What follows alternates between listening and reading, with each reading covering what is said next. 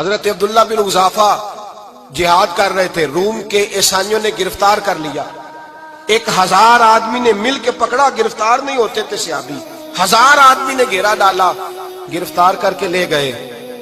اور جب بادشاہ کے سامنے گئے تو وزیر کہنے لگا بادشاہ بندہ بڑے کام کا ہے، اگر ہمارے قابو آ گیا تو فائدہ دے گا۔ صحابی ہیں حضرت عبداللہ بن حذافہ، حضرت فاروق اعظم کا زمانہ ہے، اگر قابو آ گیا تو فائدہ دے گا۔ بادشاہ کہنے لگا کیوں، کیا خوبی ہے؟ کہنے لگے ہم 1000 آدمی تھے، یہ اکیلا قابو نہیں آ رہا تھا، 1000 آدمی تھے، اگر ہماری فوج میں شامل ہو گیا تو بہت بڑا جرنیل ملے گا۔ بادشاہ کہنے لگا کوئی مسئلہ نہیں، 2-3 چیزیں ہوتی ہیں بندے کو خریدنے کے لیے، خرید لیتے ہیں۔ بادشاہ کہنے لگا عبداللہ جتنی دولت تجھے چاہیے میں تجھے دے دیتا ہوں، میرے لشکر میں آ جا، معاذ اللہ اسلام چھوڑ دے۔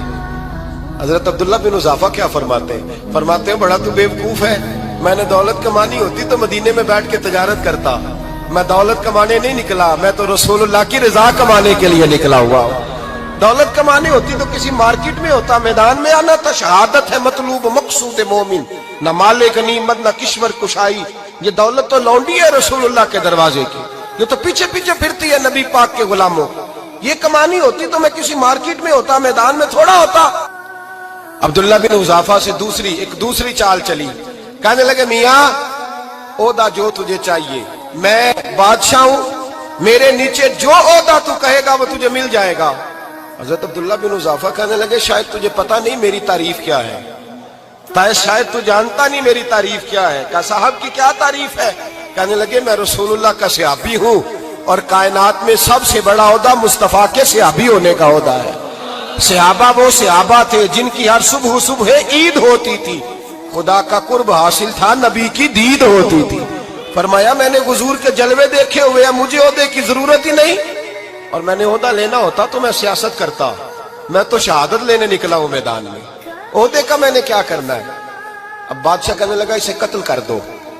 وزیر کہنے لگا نہیں، ایک بات اور ہے، مجھے ایک چال اور چلنے دو۔ کہا وہ کیا؟ کہنے لگے میری بیٹی بڑی خوبصورت ہے، مجھے موقع دو اپنی ہی بیٹی کو سجا بنا کے، وہ جوان جس کی جوانی اتنی بڑی ہے کہ 1000 آدمی مقابلے میں کھڑا نہیں ہوتا، اس جوان کے کمرے میں رات کی تنہائی میں بنا سوار کے بی بی کو بھیجا۔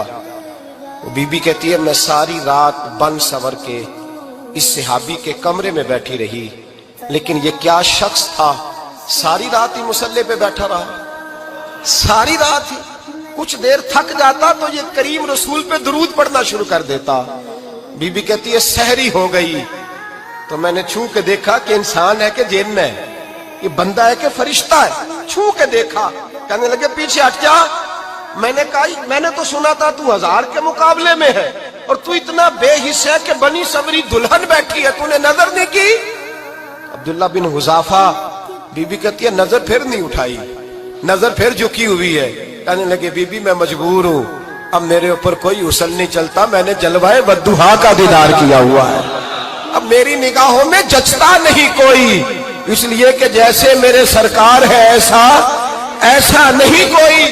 کبھی بھی اب نہیں کسی کا میرے اوپر جادو چلتا، میں نے مصطفیٰ کو، اور کہا ذرا پیچھے ہٹ کے بیٹھ، مجھے میرے رسول نے غیر محرم سے بچنے کا حکم دیا ہے، ذرا پیچھے ہٹ کے بیٹھ۔ سحری کا وقت تھا، وہ بی بی کہتی ہے اس نوجوان کے جملے میرا سینہ چیر گئے، کلیجہ پھٹ گیا، چیخ نکلی، میں کفر کے عالم میں روئی۔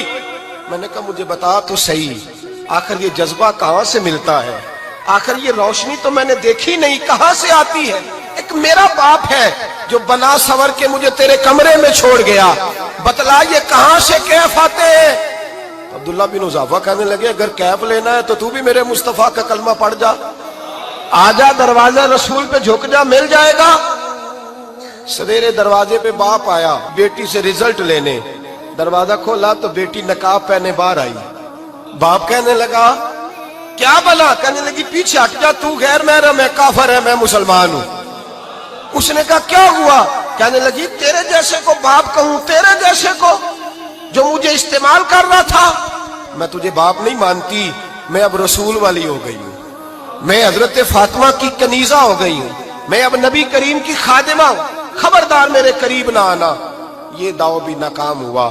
اب حضرت عبداللہ بن حذافہ کے سامنے موت کھڑی کی، ایک کڑا میں تیل گرم کیا، کہنے لگے تجھے اس میں جلایا جائے گا۔ حضرت عبداللہ بن حذافہ رضی اللہ تعالیٰ عنہ جب جلنے کے قریب ہوئے تو رونے لگے۔ روم کا بادشاہ کہنے لگا شاید ڈر گیا ہے، کہنے لگے اب سمجھ آئی ہے، اب تجھے پتا چلا ہے، چلا جا۔ حضرت عبداللہ بن حذافہ کہنے لگے تو کافر ہے، تیری کافروں والی سوچ ہے، اس لیے نہیں رویا کہ موت سے ڈر گیا ہوں، میں تو اس لیے رویا ہوں کہ ایک جان ہے، وہ نبی پاک پہ قربان ہو رہی ہے، کاش رب مجھے 1000 جان دیتا، میں ساری مصطفیٰ پہ قربان کر دیتا۔ فاضل بریلوی فرماتے ہیں کروں تیرے نام پہ جاں فدا، نہ بس ایک جاں 2 جہاں فدا، اور میرا 2 جہاں سے بھی نہیں جی بھرا، میں کروں کیا کہ کروڑوں جہاں نہیں۔ اور میاں صاحب فرماتے ہیں کچا رنگ للاری والا جیڑا چڑھدا لیندا رہندا، اے عشق تیرے دا رنگ محمد چڑھ جائے پھر نہیں